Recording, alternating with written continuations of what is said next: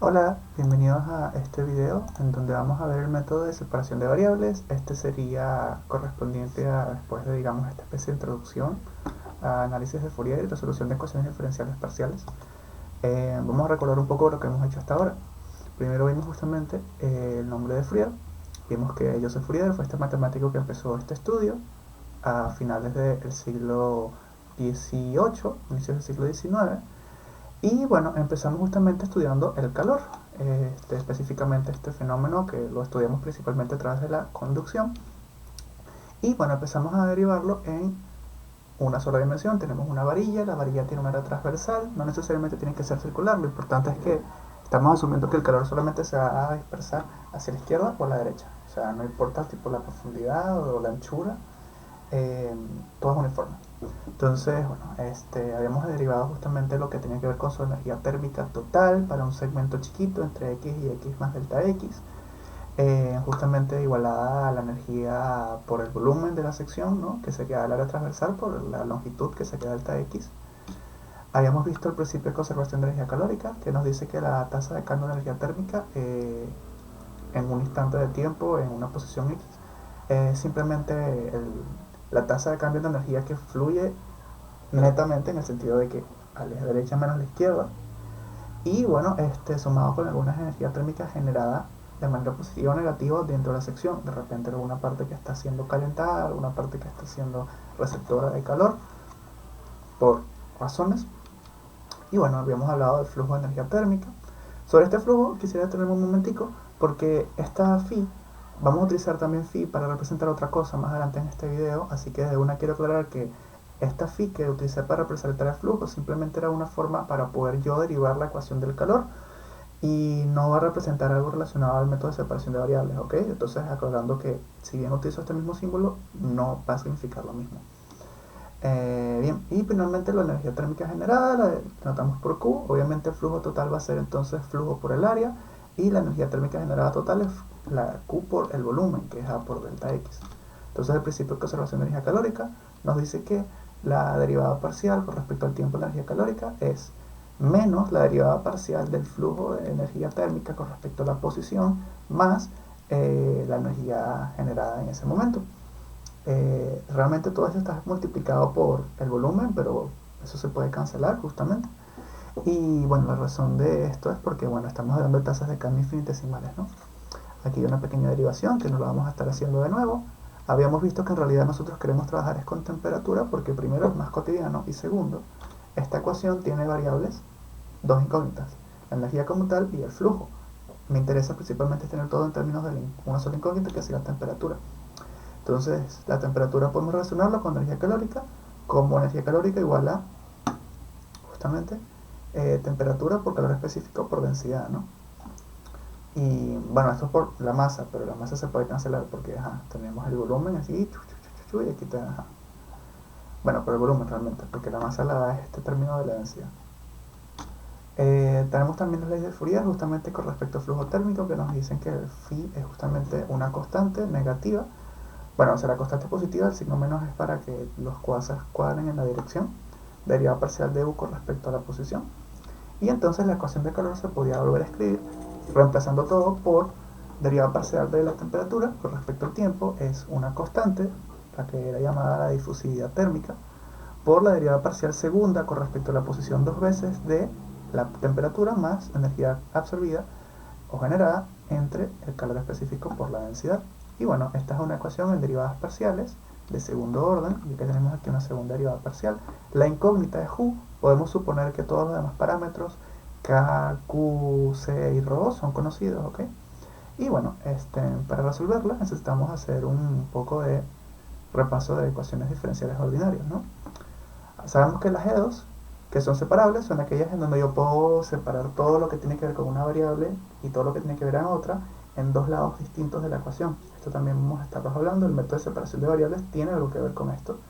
Y la idea es que una vez que yo consigo separar cosas en lados distintos, yo puedo integrar. Y a partir de ahí me saco los diferenciales y tengo mi solución, ¿no?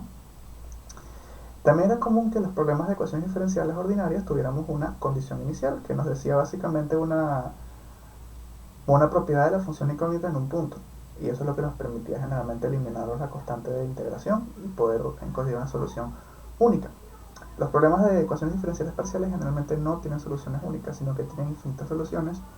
Pero eso es bueno, porque por ejemplo, como vamos a ver, muchas veces si la solución fuera única, solamente sería la trivial, tipo la homogénea, que es constantemente cero.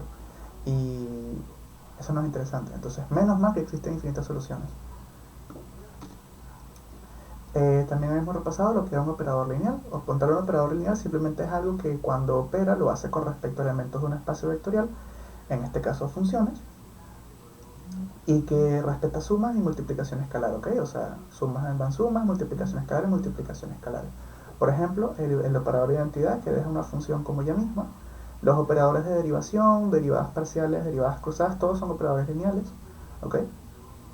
Y bueno, también habíamos visto que la ecuación diferencial ordinaria lineal de orden n era aquella que se puede escribir como coeficiente arbitrario por derivada enésima de la función incógnita hasta toda la hasta que finalmente llegamos a solamente coeficiente arbitrario correspondiente, la derivada normal de y, estoy aquí, más un coeficiente arbitrario por la función igual a otra, que esta f se supone que es conocida, ¿no?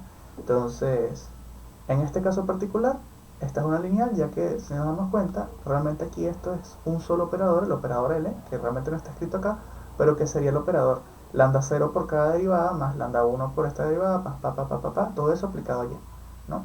Más lambda n veces el operador de identidad. Entonces, esta sí sigue siendo una ecuación lineal. Y en este caso, bueno, también teníamos que era homogénea si este lado de la ecuación, esta función f, era la función constantemente igual a 0. ¿Ok? Entonces, ¿cómo resolvíamos estas ecuaciones? En el caso cuando la función es 0, es decir, que la EDO es homogénea, lo que hacíamos que identificábamos era el polinomio característico, que era mantener cada coeficiente, pero reemplazando el orden de derivación por una variable a esa potencia, ¿no? Obviamente la que está sin nada se vuelve en término independiente. Yo hallo las raíces de este polinomio característico, digamos x1 hasta xn, y en función de cómo eran esas raíces, yo tenía las soluciones de mi cuestión, ¿no? Por ejemplo, cuando tenía raíces reales distintas, lo que yo hacía era que cada una de estas raíces yo las colocaba en el coeficiente del argumento de una función exponencial. Y cada una de ellos representaba distintas funciones exponenciales que al final me producen pues cada una una solución. ¿Okay? Por ejemplo, si tenemos raíces 1, 3 y 5, entonces e a la x, e a la 3x y e a la 5x son soluciones. ¿Okay? Cuando teníamos raíces reales repetidas, lo que hacíamos era que completábamos las raíces repetidas con la misma exponencial, con el coeficiente el de la raíz, ¿no? Pero agregábamos potencias de x multiplicando. La que no tiene potencias de x, por supuesto, luego x cuadrado, hasta x a la n-1, porque quieres son n repeticiones en total, ¿no? Y por último, habíamos visto que cuando las raíces eran complejas, entonces lo que hacíamos era que si las raíces, por supuesto, raíces complejas de polinomios reales siempre vienen en pares conjugados, ¿no? Siempre es a más b y a más b y otra a menos b. Entonces, ambas raíces, porque son distintas, son dos raíces, generan dos soluciones asociadas, que era justamente la exponencial, cuyo coeficiente en argumento era la parte real, por un seno o un coseno, en donde el coeficiente del argumento es la parte imaginaria. ¿Okay? Siempre con el signo positivo, ya que en realidad lo que hace falta es simplemente que sean dos soluciones linealmente independientes. Entonces, sí. Por ejemplo, una ecuación que me gustaría detenerme rápidamente a resolver utilizando esto sería la ecuación diferencial y segunda más y igual a 0. ¿Okay? Esta ecuación tiene un polinomio característico que sería x cuadrado más 1 igual a 0. Sabemos que sus raíces entonces son x igual a y x igual a menos y. Lo tenemos simplemente despejando directamente. O sea que tenemos que nuestras soluciones, fíjense que y menos y son lo que se llaman números imaginarios puros, o sea su parte real es 0, ¿no? O sea, esto es lo mismo que 0 más y esto es lo mismo que 0 menos y. Entonces, en base a eso y en base a esta por otro lado, las soluciones serían justamente e a la 0 por seno de x. ¿Por qué seno de x? Porque la idea es que recuerden que multiplicó el argumento por la parte imaginaria, ¿no? Pero la parte imaginaria en este caso sería 1. 1 por y, y aquí está menos 1. Menos 1 por y. O sea, pero la idea es que, bueno, el signo menos me lo descarto para generar la segunda solución. Así que la segunda solución sería y igual a e a la 0 por coseno de x. Obviamente e a la 0 es 1, así que simplemente se vuelve seno de x, y esto se vuelve coseno de x. Esta ecuación diferencial podrán reconocerla como una de las ecuaciones asociadas al movimiento armónico simple, ¿no? Que es el que ocurre cuando la fuerza es directamente proporcional al movimiento en el sentido contrario a la fuerza. Por eso es una fuerza restaurativa.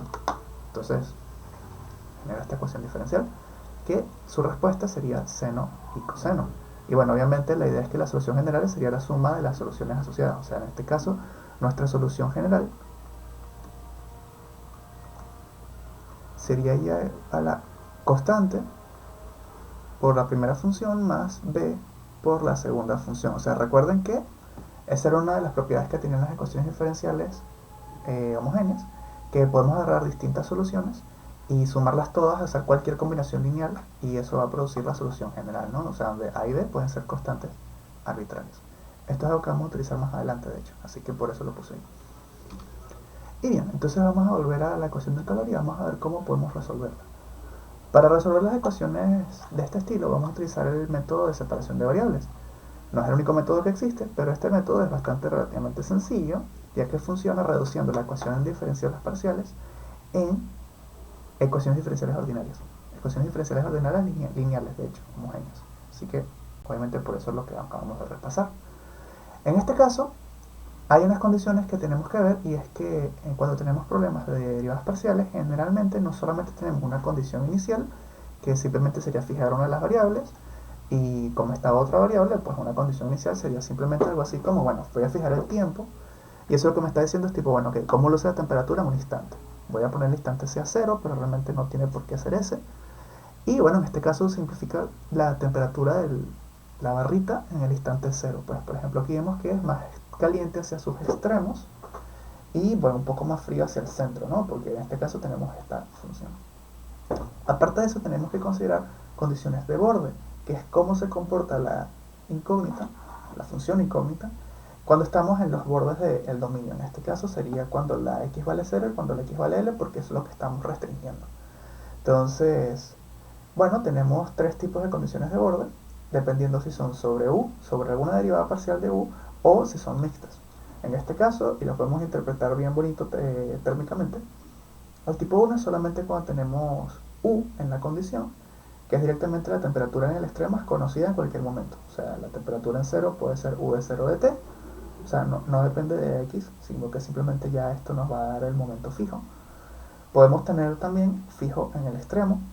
Por cierto, a pesar de que hay tres tipos de condiciones de borde, las condiciones de borde pueden ser independientes en un extremo y en el otro. O sea, porque aquí suceda una cosa, no a juro tiene que pasar la otra.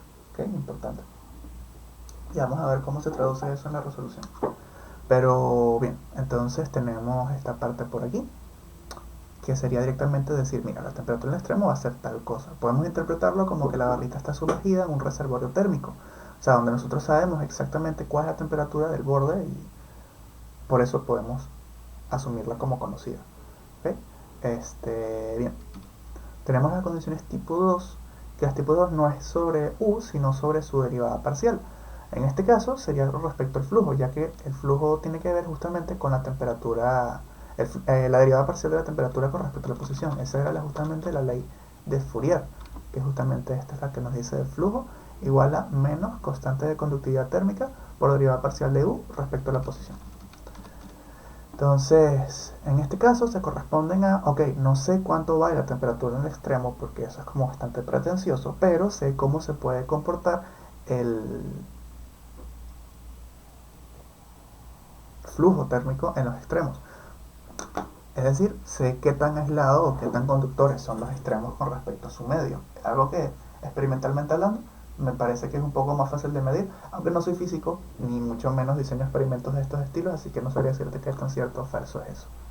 Pero, por ejemplo, un caso interesante es el caso en donde el flujo es constantemente igual a cero en uno de los extremos, que sería lo que sería un extremo aislado térmicamente por completo, ¿no? No hay flujo de temperatura, lo que quiere decir que la temperatura no está cambiando, porque por las leyes de Fourier sabemos que cambio de temperatura se corresponde con un flujo y viceversa. Si la temperatura es constante es porque no hay flujo. Entonces, bien, Ese es el caso particular de este tipo. Y un tipo 3 sería cuando aparecen ambas cosas, la incógnita y su derivada parcial. En este caso tenemos la ley de enfriamiento de Newton. La ley de enfriamiento de Newton nos dice que el cambio de temperatura, o más bien el flujo térmico, va a ser proporcional a la diferencia de temperaturas entre la temperatura del borde y la temperatura del medio que lo rodea. O sea, si tenemos el borde, digamos, a 100 grados centígrados, pero estamos en el aire y el aire está a 20 grados, hay una diferencia de temperatura. En base a esta temperatura va a ir habiendo un flujo. Claro, el aire se va a ir calentando, esa temperatura del aire va a subir, la barrita va a ir bajando, entonces el flujo no va a ir siempre a la misma velocidad. Entonces, por eso esta es una ecuación diferencial también, donde aparece justamente la derivada parcial de u, pero también aparece u en el borde y bueno, una función de referencia que hace la temperatura del exterior, que bueno, vamos a suponer como conocida. O sea, si tenemos este tipo de condiciones es porque la tenemos conocida. Y bien, entonces tenemos estos tres tipos de condiciones de borde, ¿no? Entonces, bien, ahora sí vamos a como tal empezar a resolver estas ecuaciones diferenciales y vamos a empezar a hacerlo justamente con el método de separación de variables.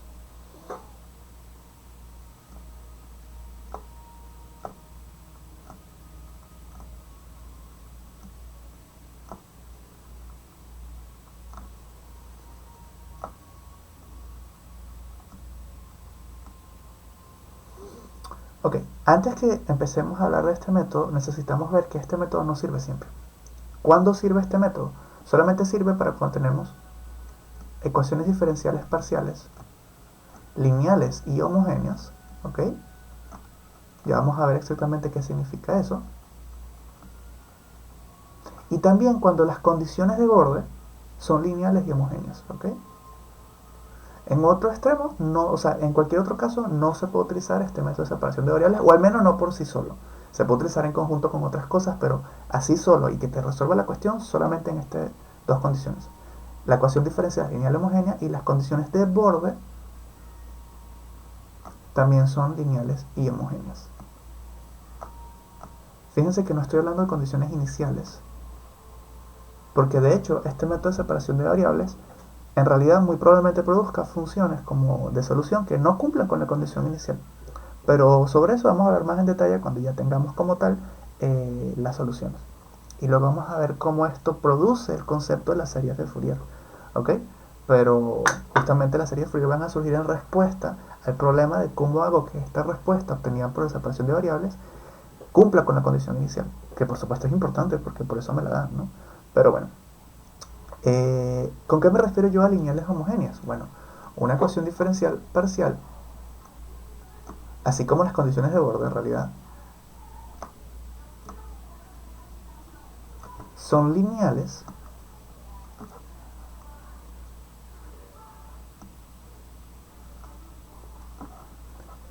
si son de la forma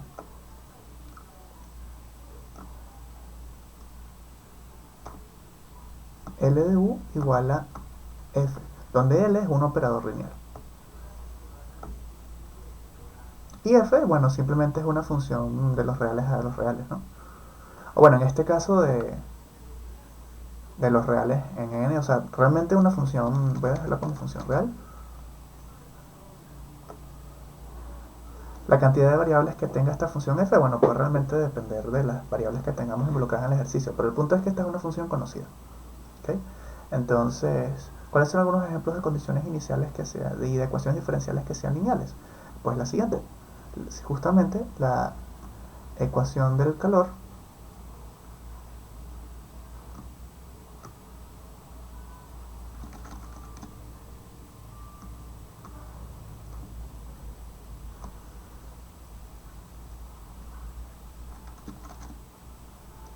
Ok, la ecuación del calor es una ecuación que es lineal.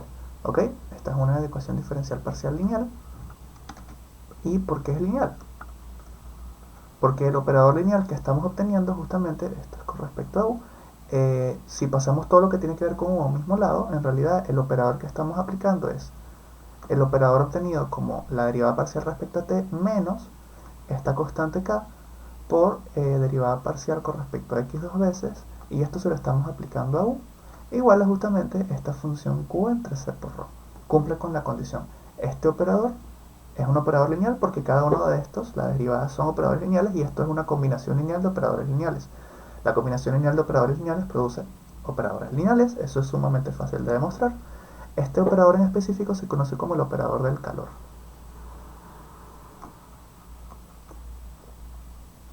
¿Okay? Tenemos otros ejemplos de ecuaciones diferenciales parciales que pueden ser lineales. Por ejemplo, algo por el estilo. Derivada parcial con respecto al tiempo de u igual a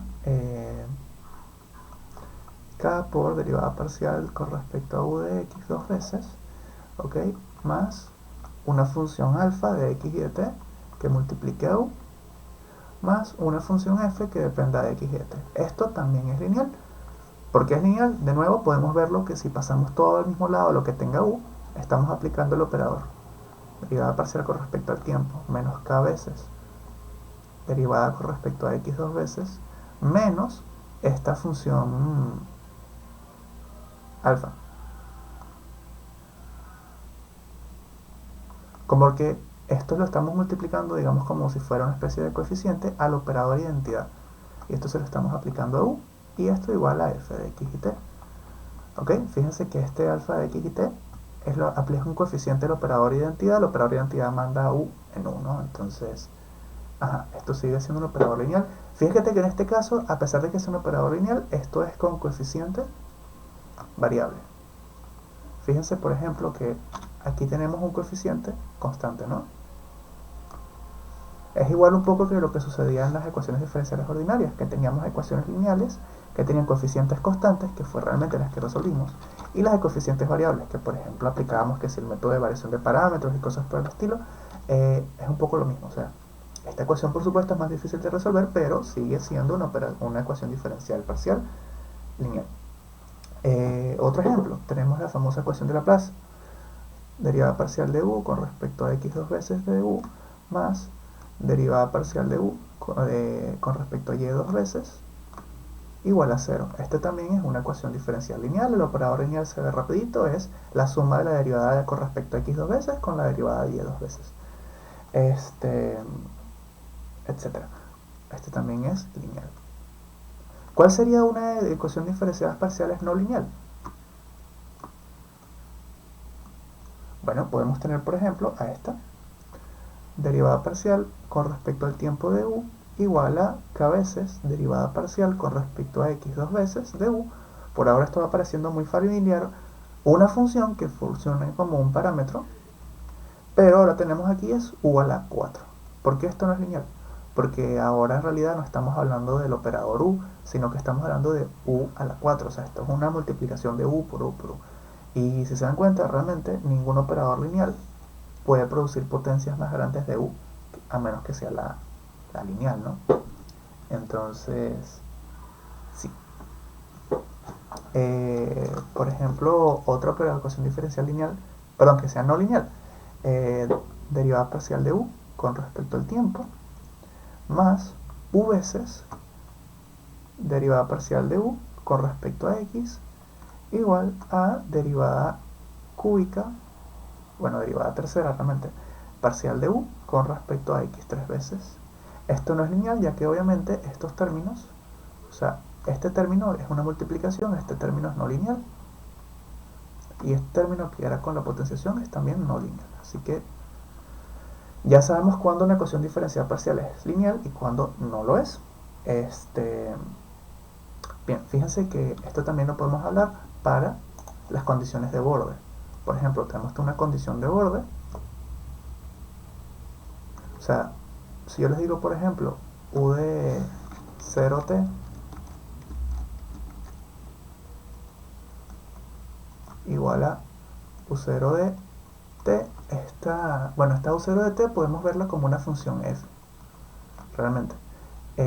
Y sigue siendo una operación, sigue siendo lineal porque o sea, lo que tiene las condiciones de borde es que alguna de las variables está fija, ¿no? En este caso, pues podemos fijar x en 0, podemos también fijar x en L. Por ejemplo, la que teníamos de el flujo. El flujo puede ser, por ejemplo, derivada parcial de u con respecto a x en L, por decirte tú, igual a, digamos, una función que solamente dependa del tiempo. Este también sigue siendo una función, este sigue siendo un operador lineal que se aplica a u cuando se fija x en L. También tenemos, por ejemplo, el de la ecuación de enfriamiento de Newton. Cosas como, por ejemplo,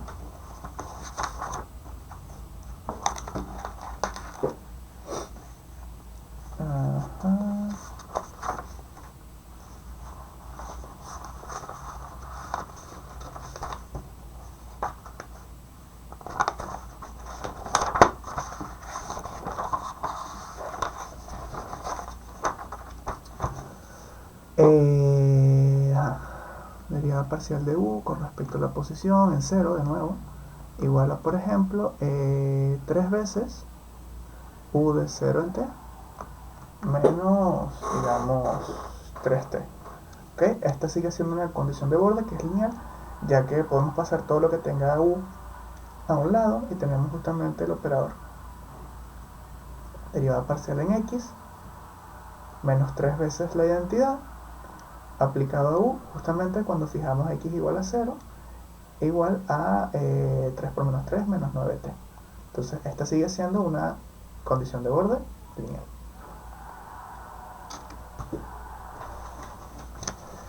Ok.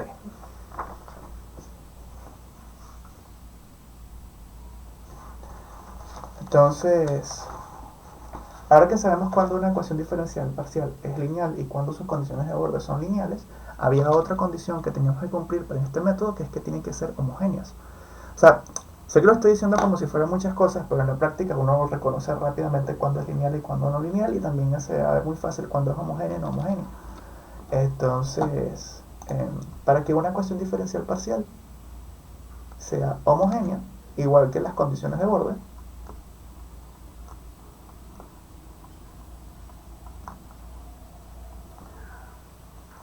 homogéneas,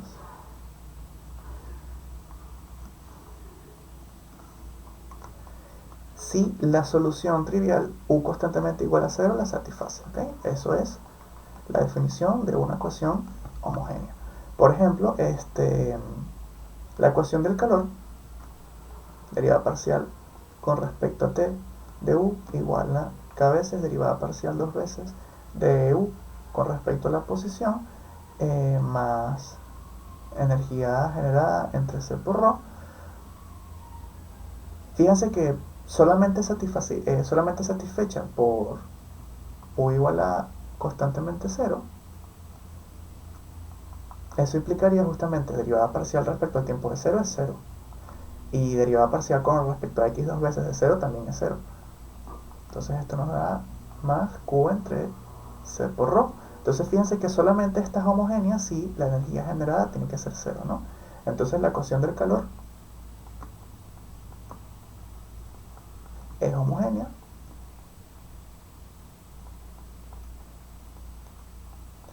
solo si Q es constantemente igual a 0, ¿okay? Que no haya ni energía generada ni energía absorbida. ¿Okay? Entonces, por ejemplo, otros ejemplos de ecuaciones diferenciales parciales que sean homogéneas. El laplaciano, o sea, la ecuación de Laplace.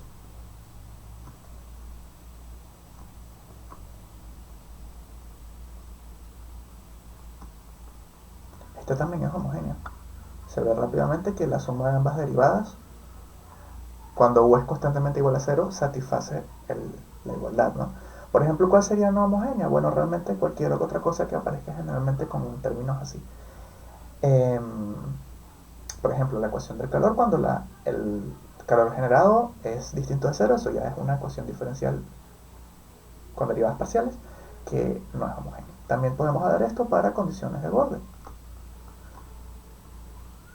Fíjense, por ejemplo, que si yo les coloco como condición de borde u de 0 en t igual a f de t, y yo coloco que u sea constantemente igual a 0, eso me fuerza a que f de t tiene que ser 0, ¿no? Entonces, por ejemplo, esta condición de borde solamente es homogénea si f es 0, ¿no?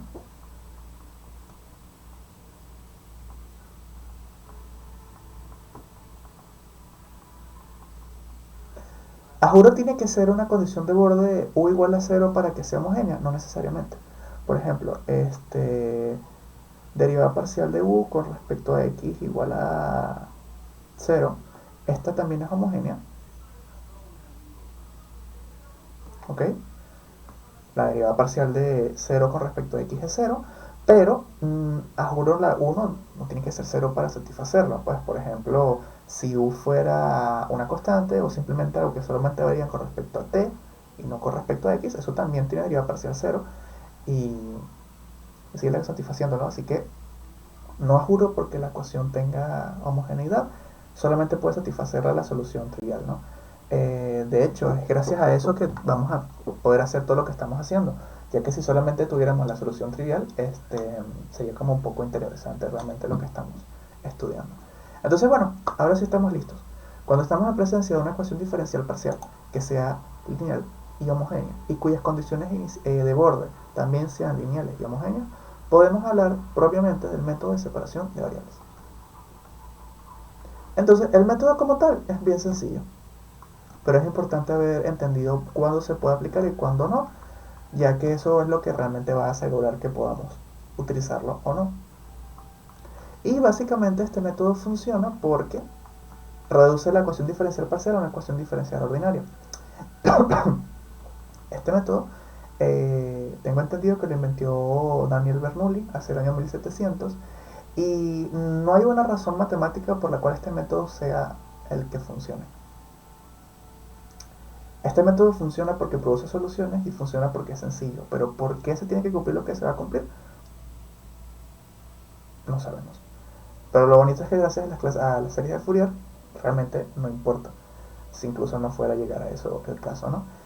Básicamente, ¿cómo funciona el método? Vamos a aplicarlo en un caso específico, ecuación del calor, derivada de u con respecto al tiempo, igual a k veces derivada parcial de u con respecto a x dos veces. Y entonces recuerdan, estamos utilizando el caso de que q es constantemente igual a cero, ¿no? Para que aplique el método, porque tenemos que tener la ecuación sea lineal y homogénea, ¿no? Y vamos a estudiarlo también el caso más sencillo. Vamos a estudiar el caso en donde las condiciones de borde son que u en 0 es constantemente igual a 0 y u en L también es constantemente igual a 0. O sea, estamos hablando de que aquí la temperatura va a estar fija en los extremos en 0 grados centígrados. Realmente aquí el tema de unidades, ¿cuándo va a estar variando?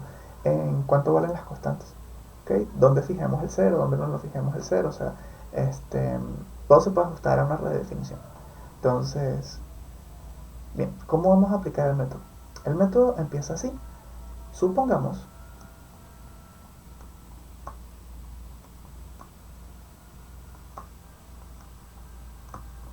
que u de x y de t es un producto de dos funciones. Una función phi y una función g de esta manera. Phi va solamente a depender de x y g va solamente a depender de t. Como les comentaba al principio, este phi no tiene nada que ver con el flujo.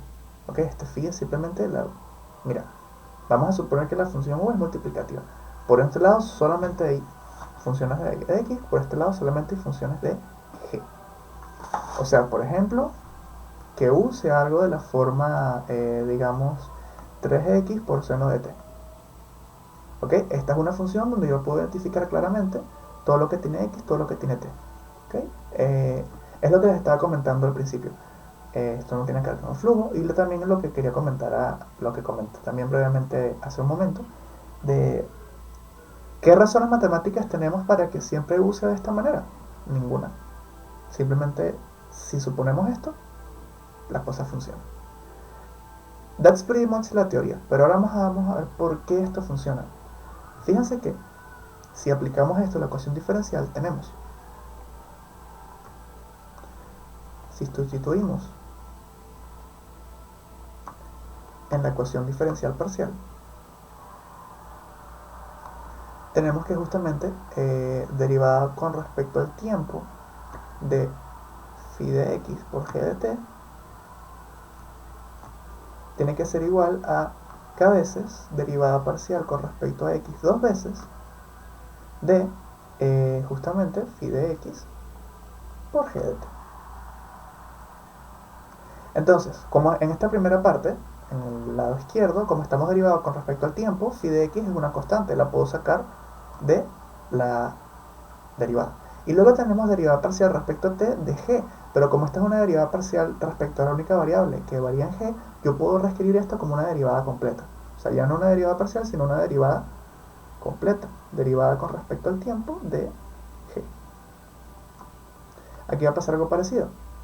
K, aquí estamos derivando respecto a x, así que g sale como una constante.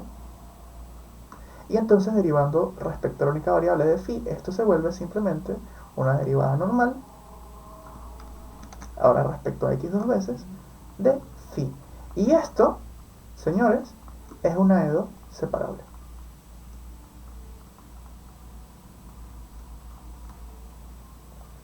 ¿En qué sentido?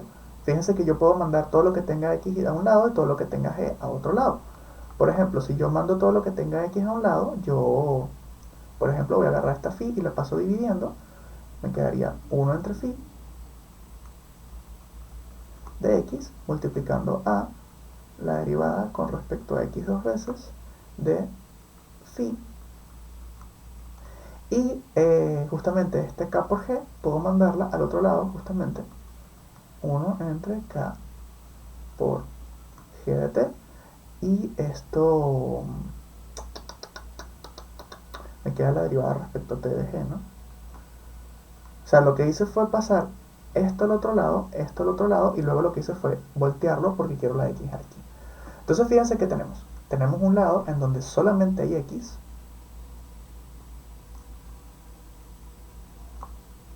y por otro lado solo hay t. Entonces, eso es lo bonito de este método. Y luego viene el razonamiento que hizo Bernoulli, que hacía cuando la cuestión... Ah, por cierto, esta constante k, como realmente no varía ni respecto a x ni respecto a phi, yo la pudiera dejar en cualquier lado de la ecuación, ¿no? Yo, por ejemplo, la pasé al otro lado para que pasara dividiendo, pero yo puedo haberla dejado multiplicando acá y tengamos como la k aquí en el numerador. ¿Por qué yo la pasé juntamente al dividiendo? Es por un tema de conveniencia. Más adelante va a ser más fácil responder las cuentas si la k está dividiendo a la t que si la k está multiplicando la x. Pero realmente no importa. La solución va a ser la misma donde sea que pongas la k, ¿no? Entonces, tenemos justamente 1 entre phi. Aquí voy a empezar a omitir las variables, ya que como sabemos phi solamente depende de x, g solamente depende de t. Derivada con respecto a x dos veces de phi tiene que ser igual a 1 entre k por g de derivada con respecto a t de g, ¿no? Esto es lo que teníamos en el último renglón. Y aquí viene el razonamiento que hace que esto se pueda resolver. Fíjense que por un lado tenemos que la x y la t son variables independientes. X y t son variables independientes.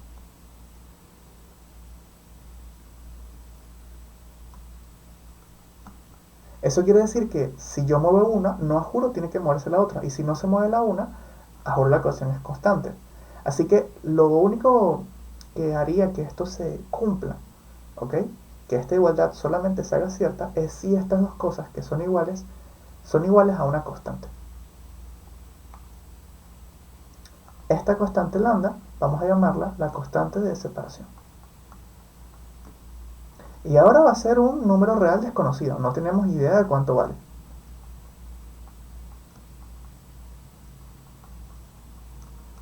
¿Ok? Más aún, igual que por conveniencia, va a quedar más claro cuando yo voy a resolverlo. Es más bonito si yo coloco que lambda está antecedida por un signo menos. ¿Por qué? Porque al final lambda va a ser positiva. Pero no hace falta suponer que lambda es de la forma menos lambda. Podemos hacer la cuenta exactamente con una constante de separación sin ningún signo menos. Y lo que va a pasar es que vamos a darnos cuenta que las soluciones solamente existen cuando ese valor es negativo. Entonces, al final vamos a llegar realmente a lo mismo. Es más fácil verlo así porque uno tiende a pensar en las constantes como positivas. Así que por eso es que yo voy a dejar este signo menos. Pero insisto, no es obligatorio, es por conveniencia. Yo pudiera colocar que esto fuera una ecuación normal con una constante de separación arbitraria y ya. Y bien, repito, ¿por qué estamos igualando una constante? Porque si no fuera constante, este lado pudiera estarse moviendo porque la x es independiente de la t y este lado pudiera quedarse quieto. Obviamente si t se queda quieto no hay nada aquí que cambie esto, así que eh, esto sigue como constante, pero este lado se estaría moviendo. Entonces, ¿qué quiere decir esto? Bueno, que mira, no, tú también tienes que ser constante. O sea que, entonces lo bonito es que ahora que tenemos la constante de separación introducida, podemos justamente, por propiedades transitivas de la igualdad, justamente esto me permite escribir ahora no una, sino dos ecuaciones diferenciales ordinarias. Una en donde justamente tengo 1 entre phi derivada dos veces de phi igual a menos lambda y 1 entre k por g por derivada con respecto a t de g igual a menos lambda, ¿no? Claro, porque si las tres cosas son iguales yo puedo quedarme con ambas cosas. Y fíjense que ambas son E2. Que ya no hay ninguna derivada parcial aquí. Y solamente de hecho con respecto a una incógnita. Así que ambas se pueden resolver. El procedimiento que vamos a hacer a continuación, en el que vamos a poder encontrar los valores de lambda que hagan que aparezcan soluciones y justamente cuáles van a ser, es lo que se conoce como un problema de autovalores y de autofunciones. Este es un problema de autovalores y autofunciones. ¿Por qué? Porque aunque no lo parezca, estas son ecuaciones diferenciales lineales. ¿Cómo van a ser lineales si yo tengo un denominador aquí? Hasta donde se dividir no es lineal. Pero claro, lo que puedes hacer es mandarlo al otro lado. Entonces fíjense que si yo mando las cosas al otro lado, me queda derivada con respecto a x dos veces de phi igual a justamente menos lambda por phi, y esto es lineal. Fíjense que me queda derivada con respecto a phi de x dos veces más lambda por phi igual a 0, que esta justamente se parece mucho a la ecuación de movimiento armónico simple, ¿no? Justamente por eso lo habíamos hecho en el repaso. Y la otra sería entonces derivada con respecto al tiempo de g igual a menos lambda por k por g, y esto también es lineal. Derivada con respecto al tiempo de g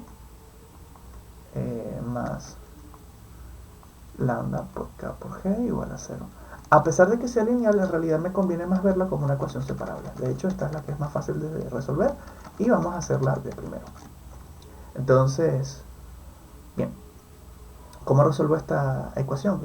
La que tiene que ver con respecto al tiempo. Bueno, fíjense que yo puedo justamente... esta es una G, por cierto.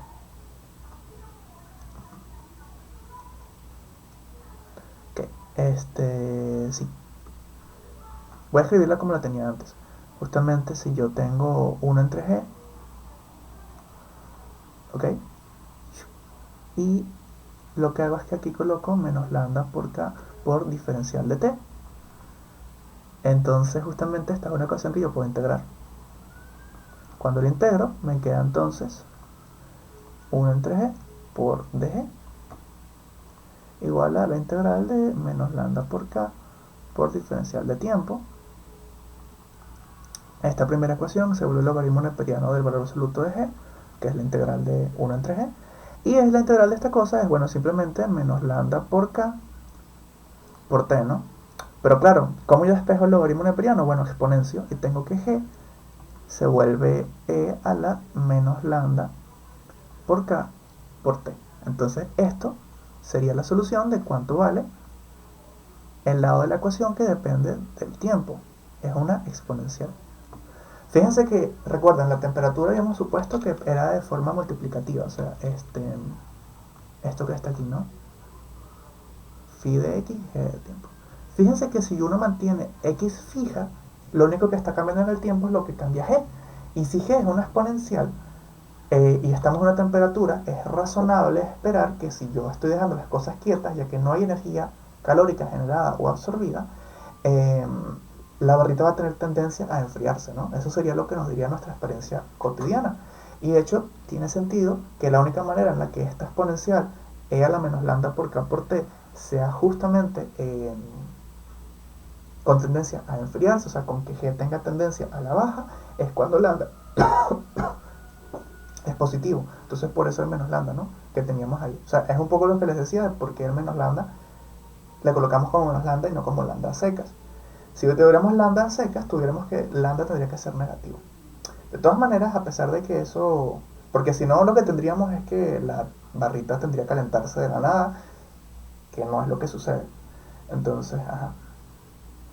De todas maneras, podemos ser mucho más categóricos con los valores de lambda permitidos justamente cuando estudiamos es la otra ecuación diferencial, que es la que tiene que ver con respecto a la x.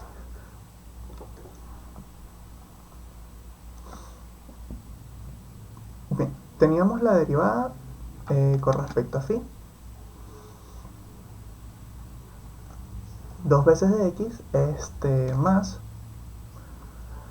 lambda por phi igual a 0. Esta es una lineal así que, y homogénea, así que podemos utilizar el método del polinomio característico. El polinomio característico sería x cuadrado más lambda igual a 0.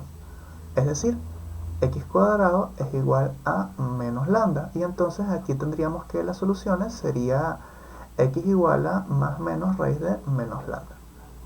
Pero tenemos que considerar 3 casos. Porque recuerden, lambda es un número desconocido. Yo no sé si esto es positivo, negativo o 0. Así que esos son los 3 casos que tengo que considerar. El caso cuando lambda sea igual a 0, cuando lambda sea positivo y el caso cuando lambda sea negativo. ¿Ok? Entonces, vamos a hacer cada uno de estos en orden y vamos a ver cuáles me producen soluciones interesantes. En el caso 1, cuando lambda sea igual a 0, yo tengo que x sería más menos raíz de 0, o sea 0. Y recuerden, cuando yo tenía soluciones reales repetidas, porque en este caso la x se repite 2 veces, las soluciones que yo tendría serían phi igual a justamente x a la 0, x, esto es simplemente 1, porque x a la 0, o sea, e a la 0 es 1, ¿no? Y otra sería igual a x por e a la 0x, porque tenemos justamente raíces reales repetidas. Entonces esto es justamente x. ¿Ok? Entonces, ¿cuál sería mi solución general? Mi solución general, esto que estoy haciendo ahorita, es importante hacerlo en estos 3 casos, cuando sea 0, positivo y negativo. Estudiar cuáles son las soluciones que se me salen y utilizar la solución general. La solución general entonces sería phi igual a, digamos, una constante por la primera función más una constante por la segunda función. Es decir, a más b por x. ¿Qué pasa? Yo no sé si esto cumple o no con las condiciones de borde, así que lo que voy a explicar es justamente aplico las condiciones de borde. Por eso es que las condiciones de borde van a ser importantes, porque en realidad, dependiendo de las condiciones de borde, la naturaleza de las soluciones me va a variar. Así que en este caso en específico, recuerden, estamos considerando unas condiciones de borde en donde la temperatura es fija en los extremos y da 0, ¿no? Entonces aplico condición de borde, que es justamente la temperatura. ¿Okay? En 0 es 0 y que la temperatura en L es 0. ¿Ok? Entonces, bueno, me ha faltado algo aquí, ¿no? Recuerden que cuando uno integra, aquí aparece una constante de integración. Y esta constante de integración, cuando yo saco el exponente, en realidad lo que se me vuelve es un coeficiente, ¿no? Porque recuerden que por propiedad de los exponentes, eso lo puedo ver como una constante, o sea, exponencial a la c, o sea, exponencial a constante es constante. Obviamente, dependiendo del valor de c, van a haber soluciones o no, ¿no? Entonces, ajá. Aquí las condiciones de borde realmente no son tan importantes, porque como es la única solución posible, entonces no hay que discriminar nada, ¿no? Porque e a la menos lambda por k por t siempre tiene sentido, ya sea que lambda sea positivo, negativo o 0. Aquí no.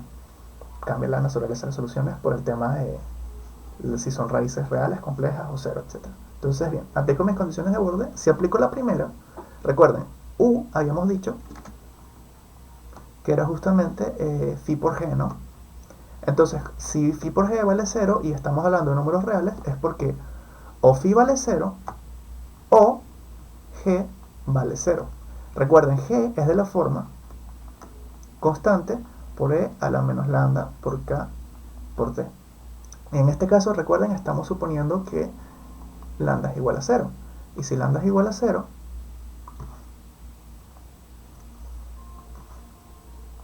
esto se vuelve simplemente constante, ¿no? Si yo supongo que g es igual a 0, entonces quiere decir que c vale 0. Y si c vale 0, entonces g es la función constantemente igual a 0. Pero entonces la función constantemente igual a 0, como u es phi por g, también sería la función constantemente igual a 0. Y como ya yo vi desde un principio que la ecuación era homogénea, esto no me está diciendo nada. Así que este caso lo voy a descartar. Así que si lo descarto a igual a 0, necesito entonces que phi valga 0. Entonces si phi vale 0, yo tengo entonces que a más b por 0 da 0. Y si a más b por 0 es 0, es que a vale 0. Chévere, a la vale 0. Vamos a aplicar la otra condición de borde. Si entonces aplico la otra condición de borde, u de L y t vale 0, quiere decir, de nuevo, que phi por g vale 0, y por un mismo razonamiento vamos a suponer entonces que phi vale 0. ¿Por qué? Porque se supone que sabemos que g vale 0, de nuevo tenemos la solución trivial que no me interesa. O sea, tengo que a más b por L da 0. Como nosotros ya hemos visto arriba, esto vale 0. Así que me queda b por L igual a 0, y sería como un Boilov nulo, pues Boilov nulo. Entonces, ¿cuál es la única solución? Bueno, que b valga 0, ¿no? Porque obviamente la barrita no tiene longitud nula, o sea, la barrita tiene longitud. Pero entonces, ¿qué tenemos? Que phi es a por 0, o sea, 0 más 0 por x, o sea que phi también es constantemente igual a 0, y esto, de nuevo, también entonces lo voy a descartar, porque no me está diciendo soluciones triviales. O sea, no me está diciendo nada, simplemente que phi tendría que ser 0. Ok, bueno, entonces si el caso cuando lambda igual a 0 no sirve, vamos a ver el caso cuando lambda sea, por ejemplo, negativo. Que es el caso que llegaríamos si nuestra constante de separación lo hubiéramos puesto positiva, ¿ok? Sin el signo menos. Si tenemos el caso que lambda sea negativa, entonces tenemos que ahora x sería justamente más menos raíz de menos lambda, y como lambda es negativa, menos por menos más, estos son justamente dos valores reales distintos.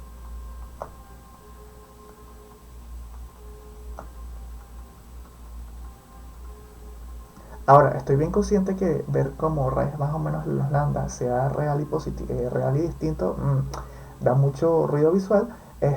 Yo voy a reemplazar esto como, bueno, x vale valor absoluto de lambda en la raíz, y x sea menos raíz de valor absoluto de lambda en la raíz. ¿Ok?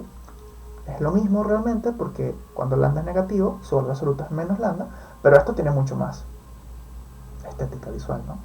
Entonces, con dos valores reales distintos, mi solución entonces sería phi igual a por e a la raíz de valor absoluto de lambda por x más b exponencial raíz de valor absoluto de lambda por x negativa, ¿no? Porque ¿recuerdan? Cuando teníamos soluciones reales distintas, ¿ok? Lo que hacía era que cada una de estas raíces la colocaba como multiplicando al coeficiente en la exponencial. Entonces, phi entonces se vuelve a por e a la raíz de valor absoluto de lambda por x más b por menos la raíz de valor absoluto de x. Igual que antes, tenemos que aplicar las condiciones de borde. ¿Ok? Aplicar las condiciones de borde para saber cuántos a y cuántos b.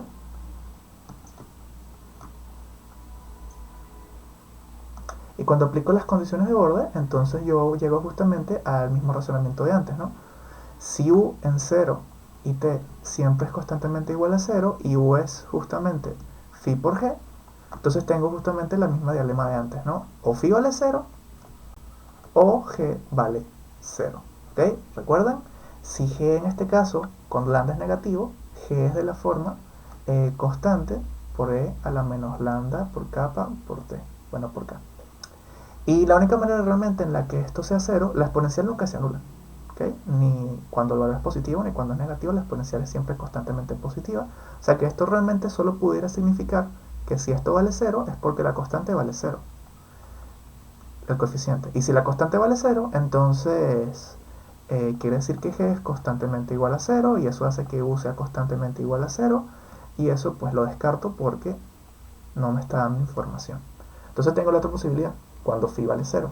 Si phi vale 0, entonces yo tengo un primer caso en donde justamente a por e a la, digamos, valor absoluto de lambda por 0 más b por e a la menos valor absoluto de lambda por 0 es igual a 0.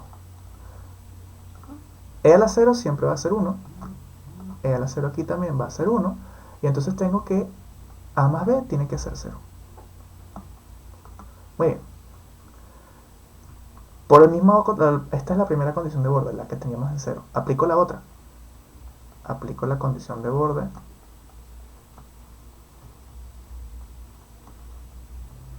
U de L en T va a ser 0. Entonces hago exactamente el mismo razonamiento y eso me lleva a conducir que si U es justamente phi por G, entonces phi es 0 o G es 0. Y si G es 0, por exactamente la misma razón que antes, esto lo voy a descartar, porque me va a dar que la temperatura es constantemente igual a 0, que es lo que no me interesa mucho. Así que tengo entonces justamente que phi tiene que ser 0. Y si phi tiene que ser 0, entonces A por E a la valor absoluto de lambda por L más B por E a la valor absoluto de lambda por L negativo, ¿recuerdan? Esto tiene que ser 0.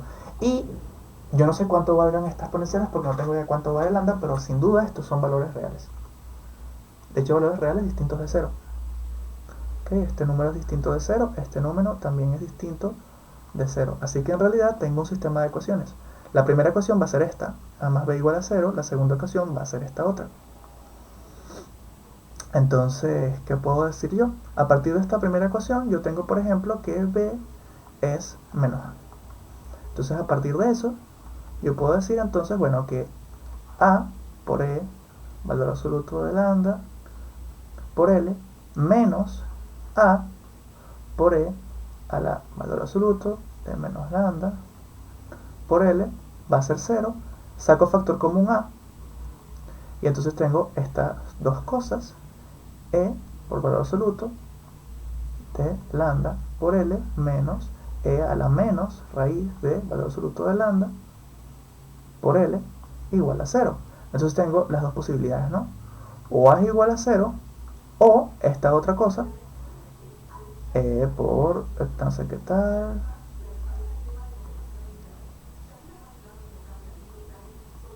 por L da 0.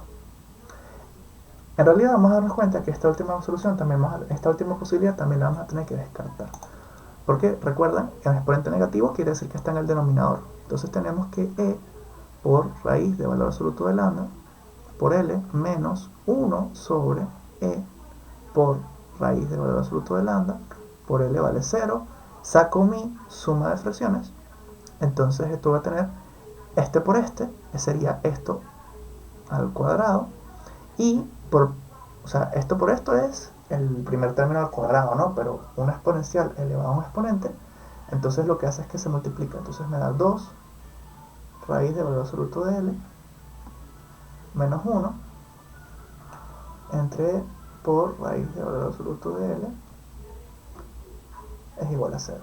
Como ya sabemos, el denominador es distinto de 0, ¿no? Porque la exponencial nunca se anula. Así que eso me significa que e a la 2 veces raíz de valor absoluto de L, bueno, de lambda por L, menos 1 igual a 0, o sea que e a la 2 veces raíz de valor absoluto de lambda por L tiene que ser igual a 1, y como yo despejo aquí, saco el logaritmo neperiano. Saco el logaritmo neperiano en el lado izquierdo, se me muere con la exponencial, entonces tengo 2 veces raíz de valor absoluto de L, de lambda, por L igual a logaritmo neperiano de 1. Pero ¿cuánto es logaritmo neperiano de 1? El logaritmo neperiano de 1 es 0.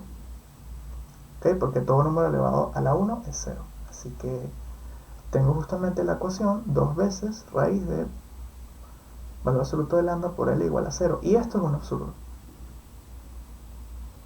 Es un absurdo porque habíamos dicho que lambda era distinto de 0 y L también es distinto de 0. Entonces tengo la multiplicación de dos cosas que sean distintos de 0 por 2. Y eso nunca me puede dar 0. O sea que simplemente tengo que descartar esta posibilidad. O sea que la otra posibilidad que tengo que admitir es que A valía 0 y es la que voy a tener que recibir como cierta. Y bueno, si A vale 0 y B habíamos dicho que era menos A, quiere decir que justamente B también es 0.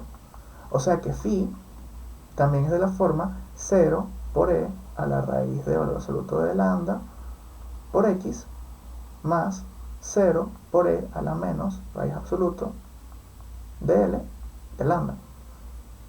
Coño, por X.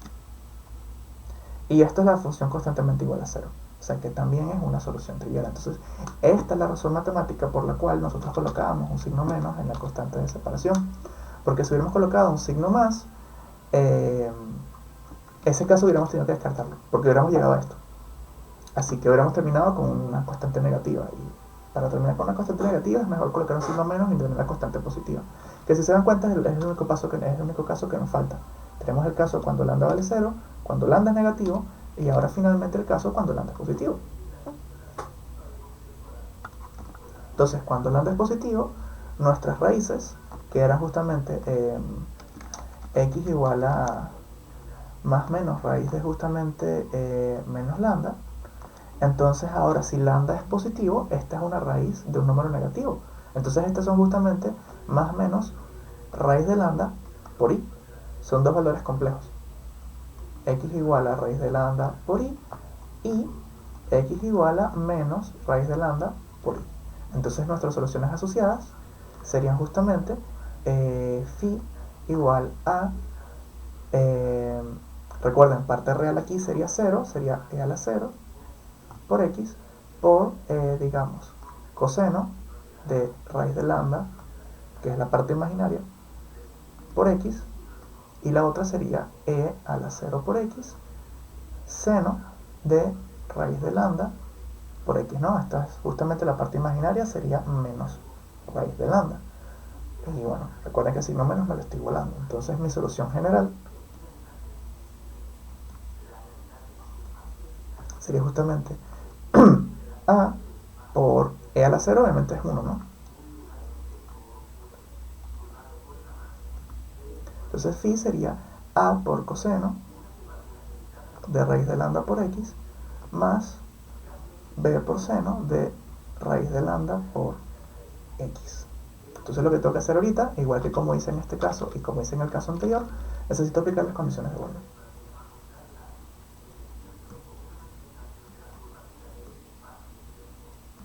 Como ya sabemos, eso me va a conducir que u sea 0, o sea que phi tenga que ser 0, porque si admitimos que g vale 0, como g nunca ha cambiado realmente, porque g solamente se la resolvimos una vez, daría la solución trivial.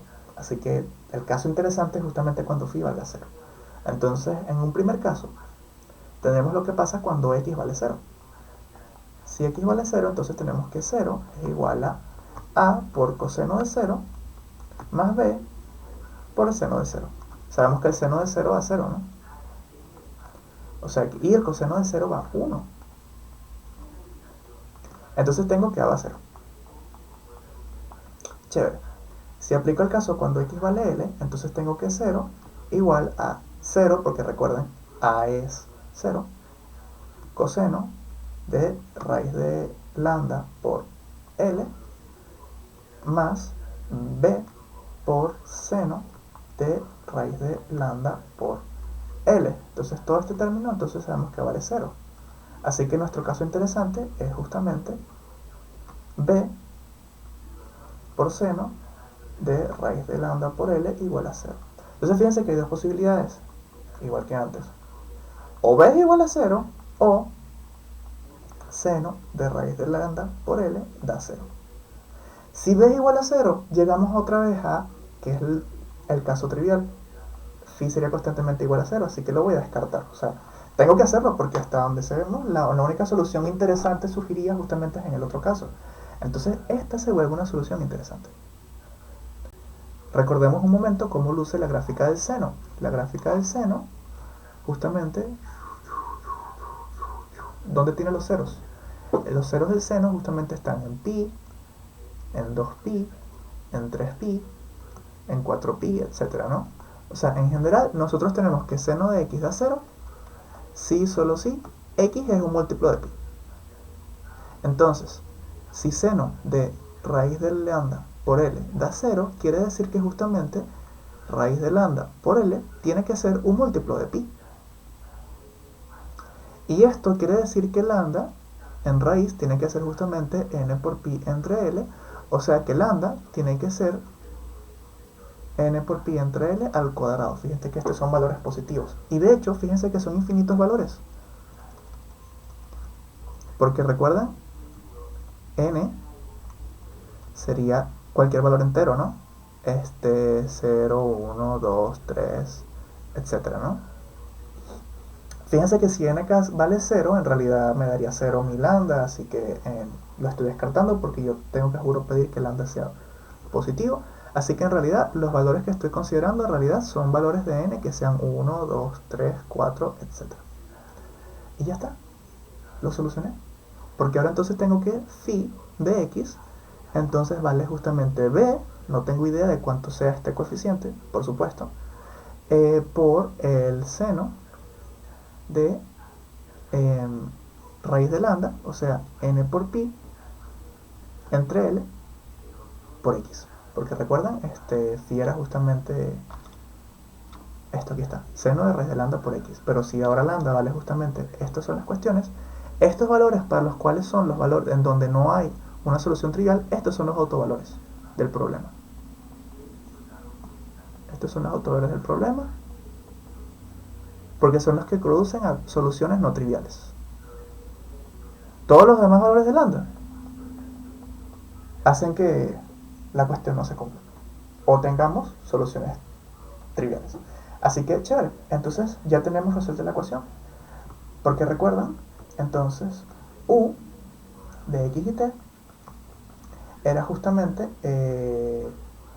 phi por g, ¿no? Entonces esto va a ser justamente, teníamos una constante multiplicando a g, una constante multiplicando a phi, constante por constante es constante, de seno de n pi por x entre L por E a la justamente menos lambda por K por T. Entonces esta sería la solución obtenida. ¿Ok? Y bien, esto es bastante interesante porque vamos a explorar un momento estas funciones. Estas funciones asociadas a cada uno de los autovalores son las llamadas autofunciones. ¿Por qué estoy hablando de ellas en plural? Porque realmente hay una de ellas para cada valor de n, ¿no? Tenemos phi de 1, phi de 2, phi 3, phi 4, porque aquí hay una n que está cambiando. Así que en realidad tenemos infinitas autofunciones asociadas. Cada una de ellas sería una posible solución a la ecuación del calor. Así que en realidad cuando nosotros consideramos que este coeficiente depende de la autofunción, y colocamos esa dependencia de autofunción en el coeficiente final, en realidad tenemos infinitas autofunciones asociadas. Entonces, una de las propiedades más importantes de las ecuaciones diferenciales parciales lineales y homogéneas es el principio de superposición, que en realidad ya lo conocemos de las ecuaciones diferenciales ordinarias y de Mate 3, o sea, de álgebra lineal. Nos dice que justamente si tenemos una ecuación diferencial parcial lineal, entonces justamente, y homogénea por cierto,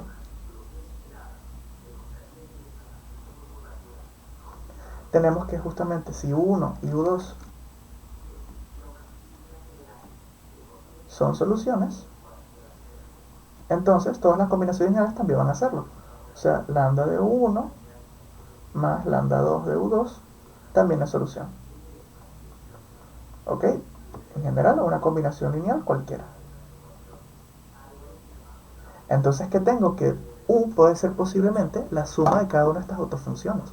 Entonces, justamente llegamos a que U puede ser justamente la suma desde n igual a 1 hasta infinito, porque tenemos infinitas autofunciones de estas bn por seno de n pi x entre L por la exponencial de e a la menos lambda, aquí no hay raíz, perdón, por k por t. Esta sería la solución general del problema. Fíjense que hasta ahora lo único que no hemos hablado es la condición inicial. La condición inicial la vamos a tratar más adelante, pero por ahora esta expresión justamente se parece mucho a la expresión que generan las series de Fourier. Entonces, bueno, para terminar este video con algún tema interesante, vamos a ver justamente un poco las gráficas de estas autofunciones. ¿Okay? Estas gráficas son bastante interesantes ya que tienen de hecho relaciones con incluso temas como de la música. Fíjense, vamos entonces a suponer que la variable, que la longitud de la cuerda, bueno, de la barrita pues, va a ser desde 0 hasta L, ¿no? Desde 0, menor que X, menor que L. Y L, bueno, vamos a poner que valga 1, por decirte tú. Esta sería la barrita. Ahora vamos a colocar que justamente N sea, bueno, algún número entero, ¿no? Vamos a colocar lo que veas de 1 hasta 10. Y entonces la autofunción asociada era justamente seno de n pi por x entre L, y esto lo tenemos justamente entre x y L. Fíjense que si yo coloco que L sea más grande o más chiquita, la función se va haciendo apropiada, ¿no? En este caso voy a colocarla como 1. Entonces, fíjense que se cumple la condición de borde, ¿no? O sea, justamente en los extremos la temperatura da 0. Bueno, de hecho, si quisiéramos justamente multiplicar por la... ¿okay? Si quisiéramos, por ejemplo, multiplicar por la temperatura, yo pudiera entonces colocar E a la menos, digamos... Bueno, voy a poner que K sea 1, ¿no? Entonces sería... ok, vamos a ver con calma. Lambda.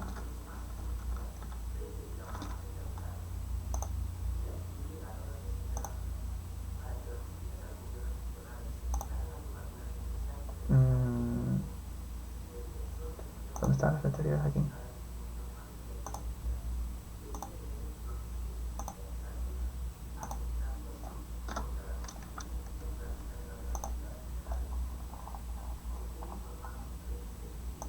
Rayos. No tengo todas las letras aquí. Bueno, voy a utilizar L entonces. L habíamos dicho que era n por pi entre L al cuadrado. Este era justamente el valor asociado a n, ¿no? Que si obviamente yo voy cambiando n, va cambiando el valor de L. Y entonces esto multiplicado por e a la menos L, vamos a poner que K sea 1 por T. Entonces fíjense qué pasa si el tiempo va, o sea, ponen que la temperatura inicialmente vale esto, o sea, que sea mucho más alta en el centro de la barrita y que se vuelva a 0 hacia los extremos. Y ahora hago que el tiempo vaya bajando. Entonces, ok, esto bajó demasiado rápido.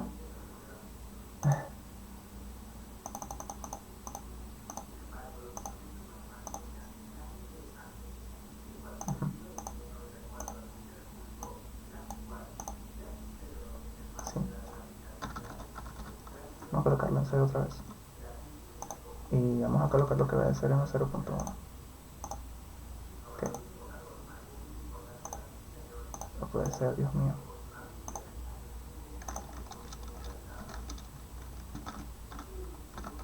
Dificultades técnicas. Ok, entre 0 y 10, digamos. Bueno, entre 0 y 1. Entonces fíjense lo que está pasando, ¿no? La temperatura se va haciendo... Realmente yo quiero que esto solamente aumente, ¿no?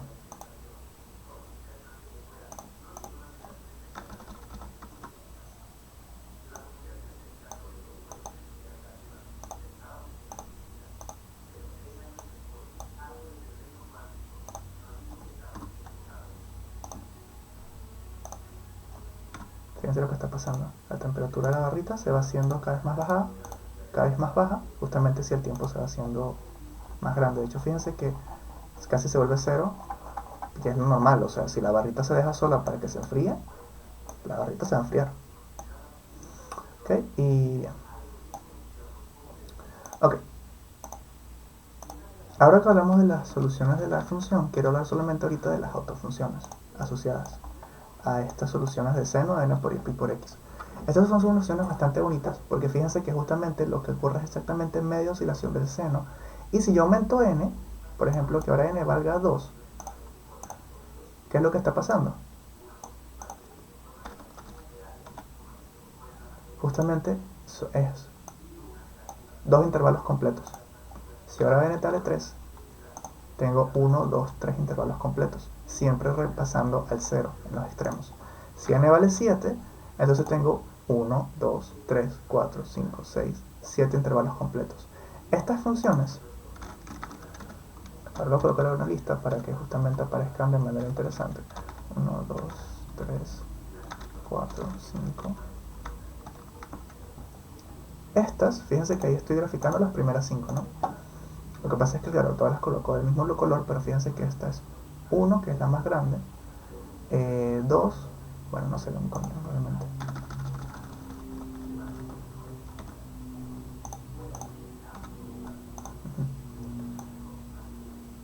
2, 3, 4, 5, 6, 7, 8, 9, 10.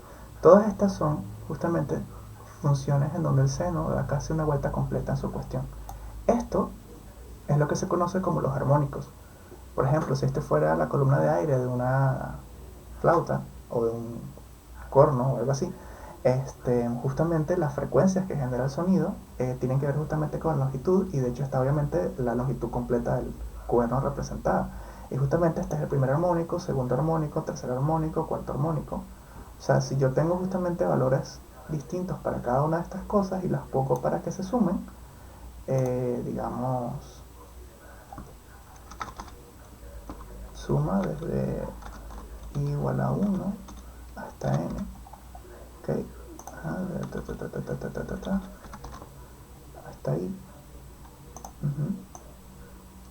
Fíjense, si yo coloco sumas arbitrarias, pero claro, voy a colocar un coeficiente apropiado. Voy a colocar, por ejemplo, digamos, 1 entre i, para que se vayan haciendo más chiquitos los coeficientes.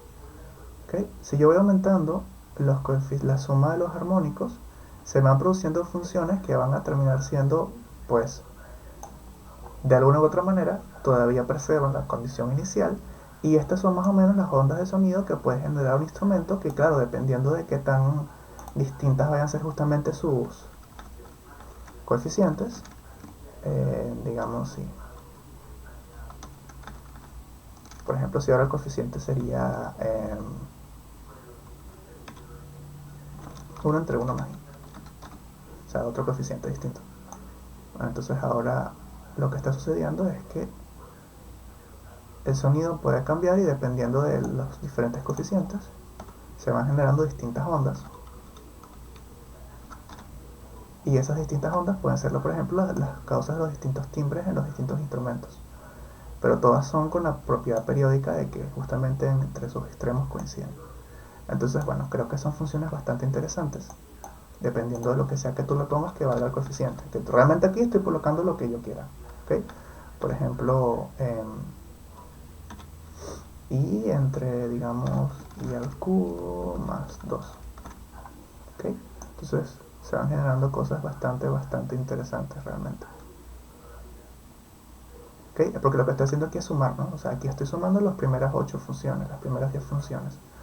Entonces, dependiendo de cómo luzcan estos coeficientes, que van a depender solamente de i, se van a ir produciendo distintas formas de la función, ¿no? Y eso es lo que luego más adelante va a producir que se cumpla la condición inicial en un subcero.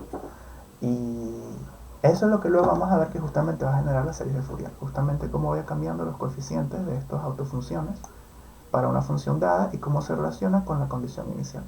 Entonces, bueno, creo que con esto vale la pena dejarlo hasta aquí por hoy, o por lo menos en este video. Y bueno, entonces eso sería todo. Espero que les haya gustado, que hayan entendido, y bueno, chao.